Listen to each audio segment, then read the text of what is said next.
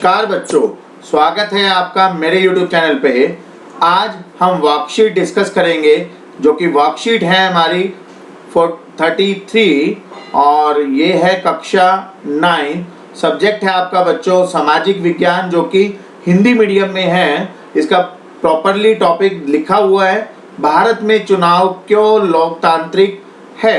तो ये डिस्कस करेंगे हम पूरी डिटेल में। डेट है आपकी बच्चों 19 सितंबर 2020। इसमें बेसिकली आपको हमेशा की तरह इंफॉर्मेशन फिल करनी है, अपना नाम और अपने शिक्षक का नाम।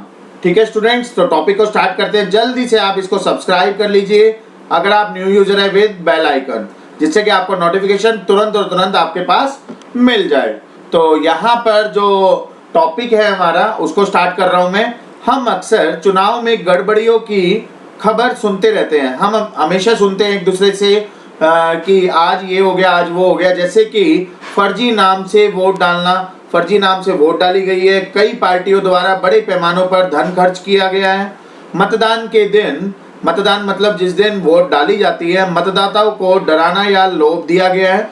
मतलब उसको डरा के वोट डाली गई है या उसको कुछ पैसे देके, लोभ देके उससे मतदान करवाया गया है। शासक दल द्वारा सरकारी सुविधाओं और अधिकारियों का दुरुपयोग करना, जो सरकारी फैसिलिटी है और उन चीज का शासक दल द्वारा जो है उसका गलत उपयोग करना। जब हम इस प्रकार की खबरें सुनते हैं, तो ये सारी खबरें हम सुनते हैं तो हमें बहुत ही ज़्यादा दुख महसूस होता है। परंतु यह जरूरी नहीं कि गड़बड़ियाँ इतनी बड़ी हो कि चुनाव का उद्देश्य ही खत्म हो जाए। तो बच्चों यहाँ पर ये बताया गया है कि किस किस तरह की गड़बड़ियाँ हो सकती है और हम सुनते हैं, उसके बाद हमें महसूस होता है, दुख होता है। मगर जरूरी नहीं है कि जो हम सुनते हैं वो सच होता है। ठीक है, तो यहाँ पर हम देखेंगे कि ये गड़बड़ियाँ एक्चुअल में होती भी है या बस हम सुनते ही है। तो अब सोचने की बात यह है कि क्या कोई पार्टी बिना जन समर्थन के चुनाव में सिर्फ चुनावी धांधलियों के सारे ही जीत सत्ता में आ सकती है? तो आइए गौर करके देखते हैं। ठीक है बच्चों, तो यहाँ पर देखेंगे हमें कुछ चीजें समझ में आएगी कि क्या वो रियल में गड़बड़ियाँ होती है या हमारा सोचना ही है ऐसा। तो पहला पॉइंट है बच्चों स्वतंत्र चुनाव आयोग। हमारे देश में स्वतंत्र और निष्पक्ष चुनाव कराने के लिए जो राष्ट्रपति द्वारा मुख्य निर्वाचन आयुक्त की नियुक्ति की जाती है, जो इलेक्शन कमिश्नर होते हैं उसको बोलते हैं बच्चों मुख्य निर्वाचन आयुक्त किया जाता है। जो कि कौन करता है? राष्ट्रपति जी हमारे करते हैं। इसे न्यायालय के समान आज़ादी प्राप्त है, न्यायालय के बिल्कुल इक्वल आज़ादी प्राप्त है। यानी इसके कार्य में बाहरी हस्तक्षेप नहीं होता, इनके कार्य में जो है बाहरी सिग्नेचर या इस टाइप से नहीं होता। इसके कार्यों में चुनाव की सूचना जारी करने से चुनाव के नतीजे आने तक की पूरी प्रक्रिया आती है।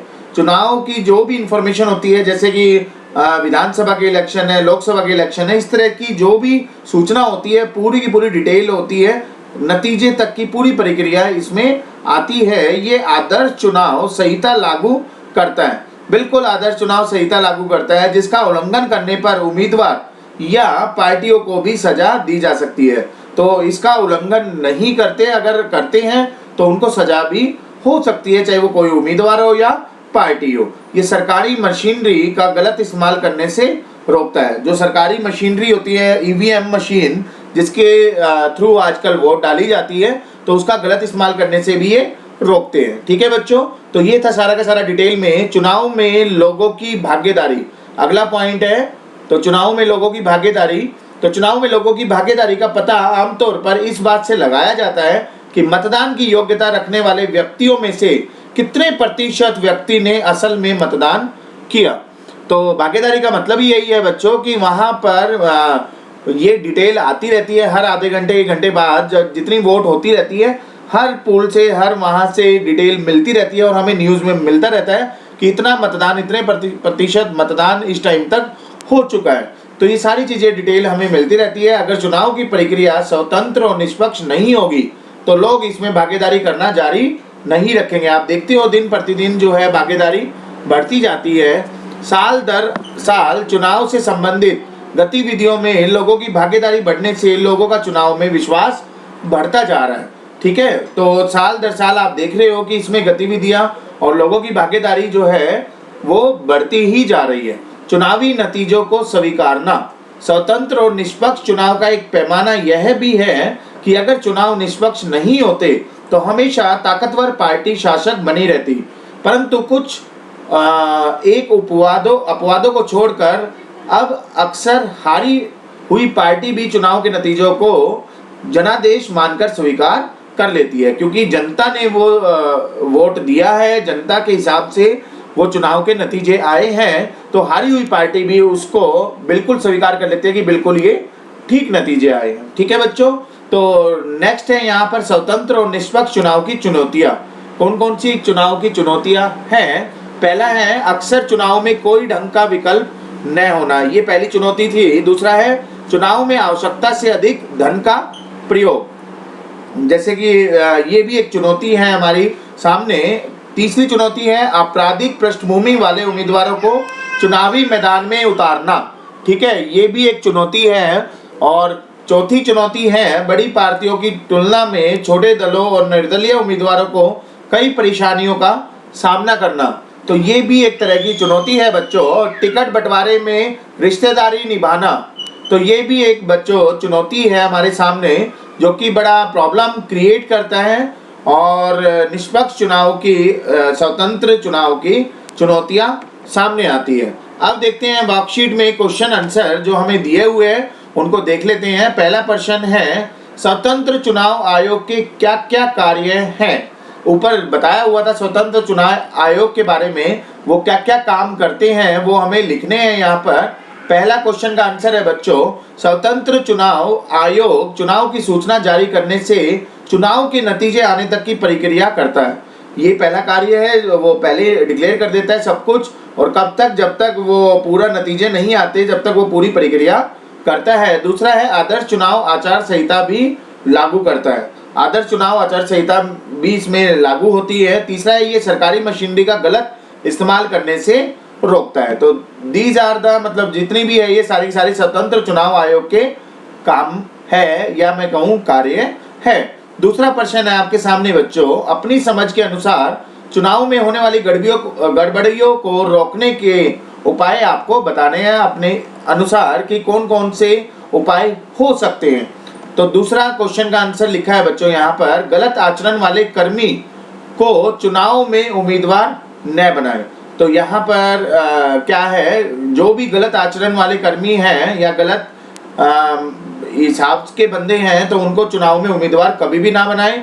दूसरा, चुनाव में भ्रष्टाचार करने वाले को कड़ी सजा दी जाए। जो धांधलेबाजी ऊपर लिखी गई थी कि पैसे खर्च करना या इस टाइप से लाभ देना या दबाव देना, तो इस तरह के जो भी भ्रष्टाचारी व्यक्ति है या धांधलेबाजी करते हैं उनको कड़ी से कड़ी सजा दी जाए। तीसरा है उम्मीदवार से रिश्तेदार होने वाले मतदान कर्मी को उस जगह न भेजा जाए। तो जो भी उम्मीदवार के रिश्तेदार है और रिश्तेदार की जो वोट मतदान कर्मी है उसको उस जगह पे ना भेजा जाए जहां पर वो खड़े हैं। ठीक है। चौथा, जीपीएस एक ग्लोबल पोजीशनिंग सिस्टम होता है जिससे कि आप ये पता लगा लेते हो कि जीपीएस की मदद से निगरानी की जाए। तो मतलब कैमरे और इस टाइप की चीज़ें जो है इससे निगरानी मिलती रहती है कि यहाँ पर गड़बड़ी तो नहीं हो रही है। ठीक है बच्चों, तो ये उपाय है जिससे हम गड़बड़ियों को रोक सकते हैं। ठीक है बच्चों। तीसरा प्रश्न है आपके सामने, आपको क्या लगता है कि चुनाव में लोगों की भागीदारी होना जरूरी है? स्पष्ट कीजिए। चुनाव में लोगों की भागीदारी होना जरूरी है। बिल्कुल, नागरिक देश का भविष्य बनाते हैं। ये जो है चुनाव में जो उम्मीदवार है वो नागरिक देश का हमारा भविष्य बनाते हैं। दूसरा है नागरिक की भागीदारी एक ऐसी प्रक्रिया है जो निजी व्यक्तियों को सार्वजनिक निर्णयों को प्रभावित करने और लोकतांत्रिक निर्णय लेने की प्रक्रिया का एक घटक प्रदान करती है। तो इसीलिए नागरिक की जो भागीदारी है वो बहुत ही ज़्यादा जरूरी है। तो ये हमने रीजन लिखे हैं यहाँ पर 2, तो आप ये लिख सकते हो। चौथा प्रश्न है आपके सामने, आपके अनुसार स्वतंत्र और निष्पक्ष चुनाव की चुनौतियाँ कौन कौन सी है? तो ये बहुत ही सिंपल सा क्वेश्चन है। ये चारों पांचों जो चुनौतियाँ ऊपर लिखी हुई है यही आपको डिटेल में यहाँ पर लिखनी है। ठीक है बच्चों, कोई ढंग का उम्मीदवार न मिलना ये भी एक चुनौती है। दूसरा, चुनाव में आवश्यकता से अधिक पैसे खर्च करना ये एक चुनौती है। तीसरा, बड़ी पार्टियों की तुलना में छोटी पार्टियों और निर्दलीय उम्मीदवार को काफी मुश्किलों का सामना करना ये भी एक बड़ी चुनौती है। और चौथी है आपराधिक पृष्ठभूमि वाले उम्मीदवार को चुनाव में उतारना। तो दीज आर द ये है हमारे चैलेंजेस और चुनौतियां जो हमारे सामने आते हैं चुनाव के टाइम पे। तो होपफुली आपको वर्कशीट कंप्लीट समझ में आई होगी। ये आपके सामने सारे के सारे आंसर्स है, ये आप लिख सकते हो और समझ सकते हो। ठीक है प्यारे बच्चों, तो वीडियो को जरूर से जरूर लाइक करिए। अगर आप न्यू यूजर है तो सब्सक्राइब जरूर करिए with bell icon. And finally इसको ज़्यादा से ज़्यादा शेयर करिए जिससे कि आपके जितने भी फ्रेंड्स हैं वो सारे के सारे वर्कशीट को टाइमली कंप्लीट कर पाए। तो मिलेंगे नेक्स्ट वर्कशीट में नेक्स्ट वीडियो के साथ। अभी के लिए थैंक यू।